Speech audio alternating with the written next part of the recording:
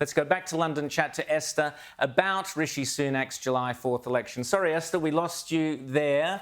Carry on. We missed most of that, so just talk us through what the mood in London at the moment about this upcoming election.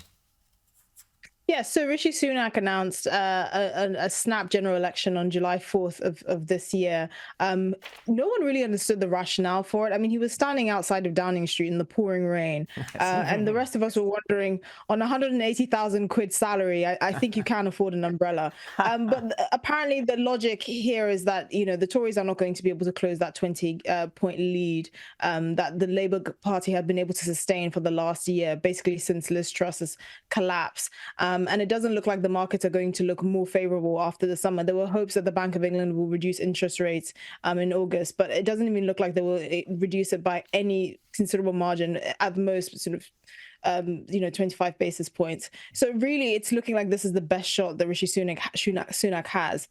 Now, there was a bit of noise in the Conservative Party to hope to wait until December after the American elections, because, you know, a Trump presidency looks a lot better with a Sunak premiership as opposed to a Keir Starmer premiership. We remember, you know, the London mayor, Sadiq Khan, had strong words for Donald Trump, and Donald Trump doesn't forget. He's a very petty character, and we still haven't secured a free trade deal with the Americans. So it would have made sense to wait till December. But Rishi Sunak, I think he suspects that there are going to be more scandals coming out of the Conservative Party, more defections to Labour, which would only weaken his position. And then there are also questions about really kind of the policy direction that Rishi Sunak is going. Liz Truss is urging him to drop net zero, which I think would help. But the Conservative Party have a much bigger problem at their hand, which is, you know, the whole kind of policy agenda is completely off. I mean, yes, Boris Johnson became more and more unpopular after sort of the net zero kind of fiasco. He became so enthralled in net zero. Many people were saying that it was basically because of his wife, Carrie Johnson, who was also very passionate about environmental issues, and which is not something he actually campaigned on when he became prime minister. So many conservatives were very shocked by that. But the Conservatives have a massive problem. I mean, there's a huge exodus of really long-standing MPs that are leaving the party. Many younger MPs as well, many under the age of 55, are actually have said they're planning on standing down. So really, the Conservative Party is being gutted from the inside out by its own party. And I think this is why Rishi Sunak decided to call the election now, to kind of get it over with and to soften the blow as much as possible.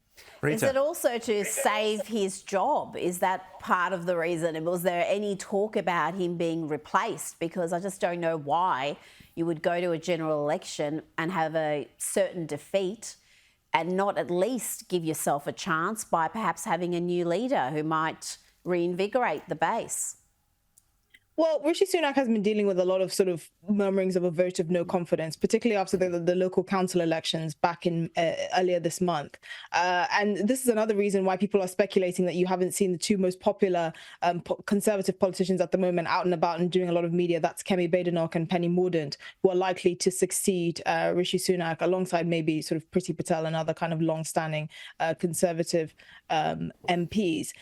And that does make sense. But at the end of the day, I think Rishi Sunak knows that no matter what he does, it's all lost for the Tories at this point. I mean, choosing between Rishi Sunak and Keir Starmer is like choosing between cholera and dysentery. Both are extremely and unfortunately, we have a very, very sad choice ahead.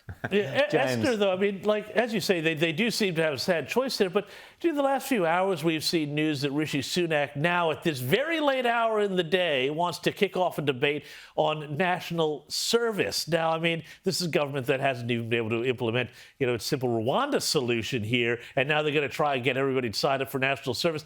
How badly do they want to lose by here? Yeah, it's clear that Rishi Sunak is really clutching at straws. I mean, to talk of national service when effectively, you know, as a percentage of our GDP, armed forces spending has been halved since the 80s.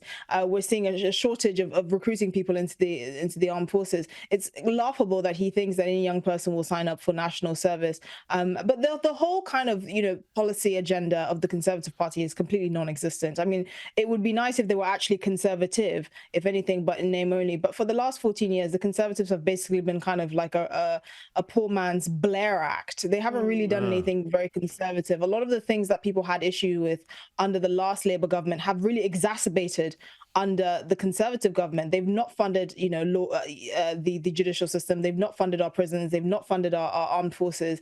Immigration has gone through the roof. 1.2 million people have come to the UK and settled in this country over the last 2 years alone, which is the size of Birmingham. There's so many things that have worsened under the Conservative Party that they really have nothing to go on.